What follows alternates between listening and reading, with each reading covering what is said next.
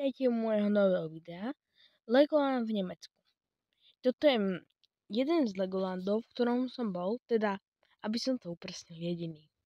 Zatiaľ. Veľmi sa mi tam ľúbilo, bolo tam strašne veľa atrakcií, ani my sme nestihli obehnúť všetky.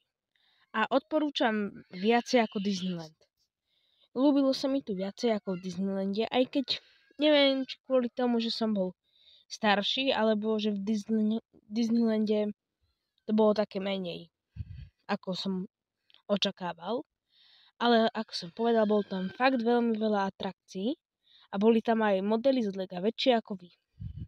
Skoro všetko, čo ste tam mali, bolo z Lega. A najviac podľa mňa sa mi tam ľúbili všelijaké veci, ktoré boli vytvorené z Lega.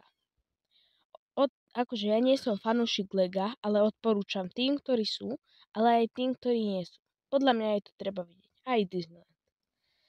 Ale Legoland, ako som povedal, sa mi ľúbil viac. A ak ešte nemáte like a odber, čo dúfam, že už máte, tak ho prosím vás dajte. A pre algoritmus YouTube prosím vás dajte niečo aj do komentárov. Dúfam, že sa vám moje videá páčia. Napíšte mi do komentáru. A ak by ste sa sem chceli ísť pozrieť, napíšte do komentáru. A ja vám, ak ešte by ste chceli vedieť nejaké tipy na výlety, tiež napíšte do komentárov. A ja vám ich nejaké dám, alebo aj veci, o ktorých ešte zatiaľ nemám videa. Ako som povedal, boli tam aj horské dráhy, aj fakt veľa vecí.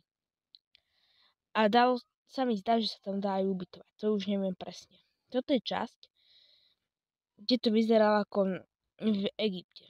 A toto už máte vlastne policajnú stanicu a toto je zase ten hrad. A ako viete, to je Albert Einstein.